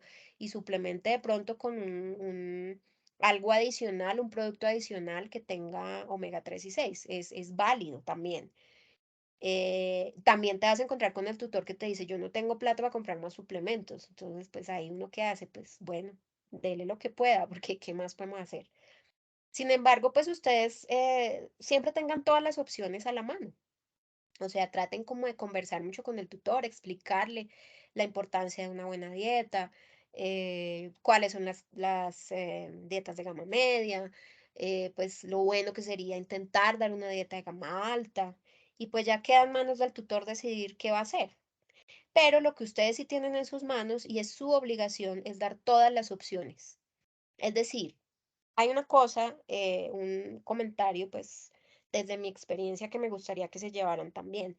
No preasuman que el tutor no va a hacer algo, porque eso es un error en el que uno cae muchas veces, y yo caí muchas veces en eso. ¿A qué me refiero? Por ejemplo, con el tema de los baños. Decir, no, yo no le voy a decir que bañe 4 veces a la semana porque no lo va a hacer. O eso, o yo no le voy a decir que compre esta dieta porque no la va a comprar, seguramente va a decir que es muy cara. Entonces, no preasuman que el tutor va a pensar o va a decir que no va a hacer ciertas cosas. Ustedes informen. Pues, por ejemplo, con el tema de los baños, sean, digamos, persuasivos. Explíquenle la ventaja al tutor de bañar al perro. Por ejemplo, en el caso de Maya, bueno, cuando ella no tuvo necesidad, pero si hubiera sido una tutora difícil, ¿cómo hubiera abordado yo eso? Le hubiera dicho, mire, si usted la baña 3 veces a la semana, usted va a cortar el tiempo del tratamiento, entonces no le va a tener que dar tanto tiempo la terapia oral, por ejemplo. Y tiene todas las ventajas porque usted está retirando el hongo del pelo, está eliminando la contaminación del ambiente y demás y demás. Incluso hasta dibujitos a veces les hago yo. O con el tema de la comida. Entonces, a veces yo me siento con el tutor y empezamos a mirar precios. Entonces yo le digo, vea, esta de pronto es más barata, pero le tiene que dar más cantidad. Pero mire que esta es de mejor calidad y le tiene que dar menos gramaje y le sale un poquito más caro, pero no es mucha la diferencia. Y así sucesivamente, uno busca estrategias para que el tutor haga las cosas. Habrá tutores que en definitiva no aceptan, pero por lo menos uno se queda con la conciencia tranquila de que hizo las cosas bien, que ofreció todas las opciones de la forma correcta y pues ya queda en manos del tutor la decisión de si lo va a hacer o no, ¿cierto? Y hay una cosa, eso es importante también que lo tengan en cuenta. Generalmente el gramaje de las dietas de alta gama es menor. Entonces, eso también en alguna medida puede compensar el costo versus la calidad, o sea, compensa en cantidad. Entonces, son cositas que uno pues puede ir mirando para tratar de convencer a los tutores. Pero pues súper válido y muy al lugar tu comentario. ¿Listo? Gracias, Doc. ¿Hay alguna otra cosa que harían con Maya? Aparte pues de lo que ya hemos discutido. Desinfectar el entorno, la perrera donde está, la casa, todo lo que está en contacto con el animal. Exactamente, desinfección ambiental. Entonces, para la desinfección ambiental, qué es lo que nos dice generalmente la literatura más reciente? Que basta con agua y jabón para desinfectar, por ejemplo, todo lo que es cobijas, camas, las sábanas, o sea, todo lo que es como lencería, telas y demás, con un ciclo de lavado con agua y jabón normal es suficiente. Y que para la superficie se pueden utilizar diluciones bajitas de hipoclorito o ácido hipocloroso. Pero realmente el agua y el jabón son bastante efectivos para hacer la desinfección de los ambientes y aspirar frecuentemente, por ejemplo, tapetes, sofás, etcétera, y obviamente desinfectar la bolsa de la aspiradora con frecuencia. Entonces, súper importante eso, ser muy enfáticos con los tutores de que es un hongo que puede estar por ahí, que en cualquier momento, si no se hace control ambiental, pues obviamente los resultados del tratamiento no van a ser los esperados y que el animal, si convive con otros animales, claramente tiene que estar aislado de los otros animales. Pues en el caso de Maya no fue necesario porque ya no, pues era la única, pero si convive con más animales, pues hay que separarlos. La teoría más aceptada para la infección de Maya probablemente adquirió la infección en la guardería. Ella iba 3 veces a la semana a la guardería, entonces probablemente ella adquirió la infección allá y como estaba en algún grado de inmunosupresión por el corticoide, pues obviamente la infección se instauró y se expandió de una forma bastante rápida. Em, entonces, pues, y si ustedes se dan cuenta, ni la tutora ni la familia de la tutora tenían lesiones. O sea, si bien es cierto que sí hay lesiones, es un súper indicativo de que vamos por buen camino, no siempre los tutores se van a contaminar. Si son personas inmunocompetentes, no necesariamente van a adquirir la infección. Entonces, no es como una ley que siempre el tutor va a tener lesiones. Algunos tutores las van a tener, otros tutores no las van a tener. Entonces, si el tutor no tiene las lesiones, no descarta la posibilidad de que el paciente tenga dermatofitosis. ¿Listo? Profe, una Sí. pregunta. Ujú. ¿Hay alguna diferencia si se utiliza clorhexidina a un antiséptico a base de hipoclorito de sodio o ácido hipocloroso? ¿Diferencia en qué sentido? ¿En los dermatofitos o en la Exactamente. desinfección ambiental? No, en dermatofitos. En el animal. Sí, señor. Ok, no, el hipoclorito y el ácido hipocloroso no te ayudan mucho para controlar dermatofitosis, ni la clorhexidina sola. Tú tienes que asociar la clorhexidina con el miconazol como terapia de elección. El ketoconazol en tópico, por ejemplo, un champú de ketoconazol al 2% puede ayudar. El problema es que no tiene tanta actividad como la asociación de clorhexidina y miconazol. El ketoconazol se recomienda más para sobrecrecimientos de malacesia. Entonces, obviamente, si no tienes acceso por algún motivo a clorhexidina miconazol, pues puedes usar ketoconazol, pero no es la molécula de elección, de primera elección para tratar dermatofitos. Y clorhexidina sola no te va a funcionar para dermatofitos, ni el ácido hipocloroso tampoco. O sea, se reserva más para desinfección ambiental, pero no para tratamiento en el animal. ¿Sí? Listo, profe. Gracias. Ok. Profe, Aquí, una sí, preguntita, qué pena dime. contigo. No, tranquila, dime. Es que yo había escuchado que se podía hacer como sí, como un estilo de fumigación, por decirlo así, en la casa, Ujú. que es que no recuerdo el nombre del producto, es el mismo producto con el que se hacen los baños externos, por decirlo así, para el ganado. Entonces, hacer lo mismo, Mm, pero como si como una aspersión en la casa. No sé qué ¿Con tan bueno orgánicos sea eso. volados? ¿Qué será? ¿Con Ivomec? No sé. Ay, es que no me acuerdo el principio. Eso tiene un nombre, pero es que no recuerdo ahorita porque se me fue completamente. Pues me sabía, digamos que el preparado comercial, Sí. porque el principio activo no lo recuerdo. Entonces, sí, con eso es que se hacen los baños contra garrapatas y nuches en ganado. Se hacía como Ujú. la misma aspersión sí, como en lugares en la casa, como para intentar sí, como fumigar, por decirlo así. No, no, yo creo que no sería buena idea porque me parece que eso puede tener cierto grado de toxicidad tanto para las personas como los animales. O sea, no me parece que, o sea, a nivel, digamos, de seguridad de contacto y de inhalación, me parece incluso hasta peligroso utilizar ese tipo. Además que no sé, desconozco si ese tipo de aspersiones tiene efectividad real contra los dermatofitos. O sea, ahí sí tendría que revisar si me pasas después el principio activo, porque yo sé de lo que me estás hablando, pues porque obviamente me acuerdo por la universidad de ese tema de las aspersiones, pero no recuerdo, no sé si es un órgano fosforado, yo pensaría que es un órgano fosforado, pero como para el ambiente, por ejemplo, en una casa, en un apartamento, me parece que es una molécula muy agresiva que puede generar toxicidad tanto en personas como en niños, incluso en las mismas mascotas. Y pues teniendo en cuenta que el agua y el jabón son tan efectivos, pues, o el ácido hipocloroso, pues uno se va con moléculas obviamente mucho más seguras. ¿Sí? Listo, profe, gracias. Listo. Entonces, estas eran las tricografías de malla. Si ustedes se dan cuenta, esos pelos que ustedes ven como más gorditos, que como yo les mencionaba en la clase, tenían como un aspecto de corteza de árbol, son los pelos esporados, son los pelos infectados por dermatofitos. Entonces, todos los pelitos flaquitos que ustedes ven son pelos normales y los pelos más gordos son los pelos infectados. Ahora, lo que pasa es que cuando estoy en Zoom no me deja marcar. Pues lo voy a marcar acá, miren. Esto sería un pelo infectado. Este sería un pelo normal.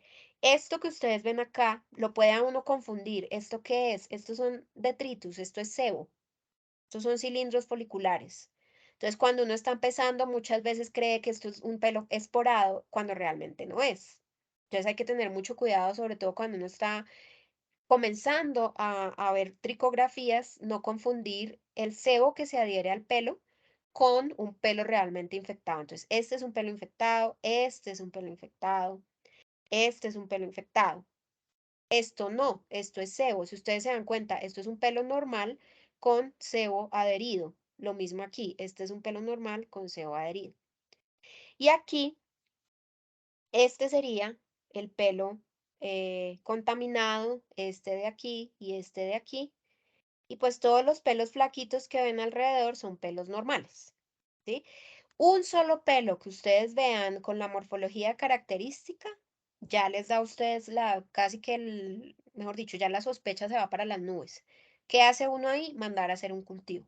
Vamos que traten en la medida de lo posible de siempre confirmar el diagnóstico con un cultivo fúngico, ¿sí? Sin embargo, ustedes con esta tricografía ya pueden empezar a tratar, porque no se trata tampoco de que uno mande el cultivo generalmente. Si ustedes lo hacen ustedes mismos, si tienen sus propios medios de cultivo, en unos 10 días ya tienen crecimiento. Pero si lo mandan al laboratorio externo, el laboratorio externo les demora a veces hasta 25 días el resultado. Entonces uno no puede dejar un paciente sin tratamiento todo ese tiempo. Entonces, generalmente, cuando uno tiene estas tricografías que ya le dan bastantes indicios de que es uno aquí no sabe cuál es el dermatofito, pero sabe que hay un dermatofito. Entonces esto ya nos permite empezar el tratamiento. ¿Listo? Ahí uno coge los pelitos contaminados y los manda a hacer cultivo para saber exactamente qué especie de hongo es el que está afectando al paciente. ¿Listo? Entonces, ese fue, y hay otra cosa que no me mencionaron y que realmente ese es el eje central de las medidas que se tomaron con Maya y es bajar la dosis del corticoide. El tratamiento del síndrome de Addison requiere que ustedes suplementen glucocorticoides a dosis fisiológica, porque lo que ustedes tienen que reemplazar es precisamente el cortisol que la glándula no está produciendo. Entonces, la dosis fisiológica de cortisol que produce el cuerpo es de 0.25 miligramos por kilo, ¿sí? El cortisol normal que produce el cuerpo. ¿Qué busco yo? Reemplazar ese cortisol que no se está produciendo. Cuando el paciente está en crisis addisoniana o está comenzando el tratamiento, sí se puede comenzar con una dosis de 0.5 a 1 miligramos por kilo, pero lo ideal es que después de unas semanas esa dosis tiene que empezar a bajarse hasta lograr la mínima efectiva para ese paciente. Es decir, una dosis que controle que el paciente no vuelva a entrar en crisis addisoniana, o sea, que no vuelva con vómitos, diarrea, letargia y demás, que no desnivele otra vez los valores normales de glucocorticoides en el cuerpo. Como ella estaba con una dosis tan alta, yo empecé la reducción en mucho tiempo, o sea, es decir, yo hice una reducción gradual en meses, porque tampoco claramente no podía bajar de sopetón una dosis ni a la mitad. Entonces yo empecé, estaba en 1, bajé a 0,75 por un par de semanas. Siempre le decía a la tutora, cualquier cambio que veas, si ves signos digestivos, si ves que se está poniendo más quieta, si ves que está de pronto con embotamiento mental, lo que sea, me avisas, porque eso es de puro acompañamiento con el tutor. Y teníamos controles semanales, entonces íbamos haciendo el reajuste, luego pasé a 0,5, la perra seguía bien.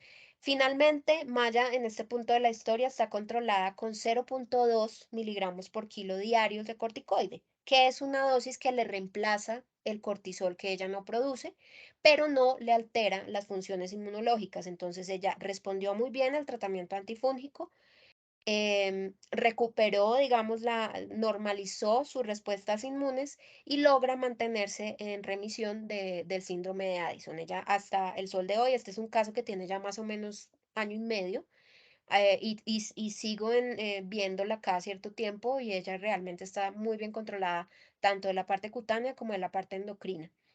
Entonces, de nada me sirve hacer todo esto, o sea, itraconazol, terapia tópica, desinfección ambiental, si yo no corrijo la dosis de corticoide, porque el sistema inmune va a seguir deprimido. Entonces, en el momento en que pare el tratamiento, la infección se va a volver a instaurar. Entonces, eso era un punto, pues, crítico que había que modificar como parte, pues, de todo el proceso que se estaba teniendo con ella. ¿Sí? Entonces la reducción de ella más o menos la hicimos en unas 6 semanas hasta lograr la dosis mínima efectiva. ¿Listo, chicos? Entonces, pues, ¿cuál es el mensaje de esto ya para cerrar? Ustedes ven aquí un montón de imágenes con lesiones que son muy parecidas. Todas son redondas, todas son alopécicas, todas son descamativas.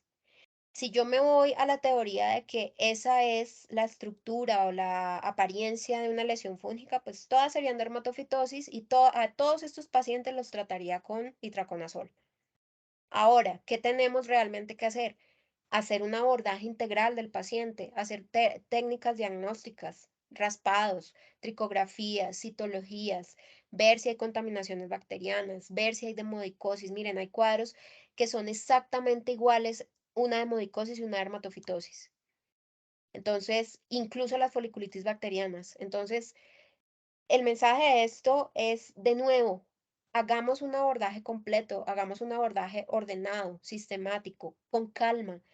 No nos dejemos presionar de los tutores, ¿sí? Yo sé que muchas veces no es fácil, pero pues hay que explicarles desde el inicio que se va a hacer un proceso y que la idea es precisamente, o sea, tóquenle el bolsillo al tutor, díganle, si hacemos las cosas bien, usted va a ahorrar plata porque vamos a hacer un tratamiento mucho más dirigido y que va a tener mayores probabilidades de éxito que si yo me pongo a dispararle a una cosa y a la otra para ver qué es cuando tengo el riesgo de que no responda nada. Entonces, enfaticen con los tutores también la importancia de las técnicas diagnósticas. Entonces, por ejemplo, este sí es una dermatofitosis por Trichophyton mentagrofites. Este es un querion dermatofítico por Microsporum gypseum. Esto es una foliculitis bacteriana. Entonces, ahí vemos. Estas dos son Microsporum canis. Esto es Demodex canis. Si yo veo estas dos macroscópicamente, son prácticamente iguales. Y aquí, foliculitis bacteriana y Microsporum gypseum. Entonces, estas imágenes las traigo aquí para generar esa conciencia y para que ustedes refuercen cada vez más la importancia de un correcto abordaje y un abordaje global del paciente dermatológico.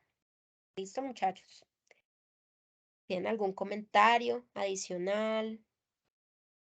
¿Algo alguna otra cosa que quieran decir? ¿Está claro el mensaje? ¿Estuvieron claras las ideas que manejamos el día de hoy?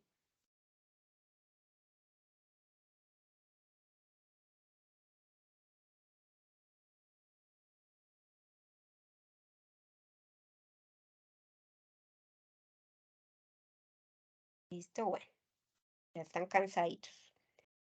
Listo, chicos, entonces espero realmente que la sesión haya sido de provecho.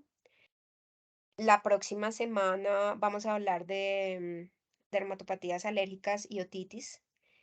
Entonces, bueno, también es un tema que, pues, que tiene mucha tela para cortar y pues espero que también tengamos una jornada bien productiva. Y espero pues que las sesiones les estén dejando la información que ustedes necesitan para poder ejercer también en sus rutinas clínicas.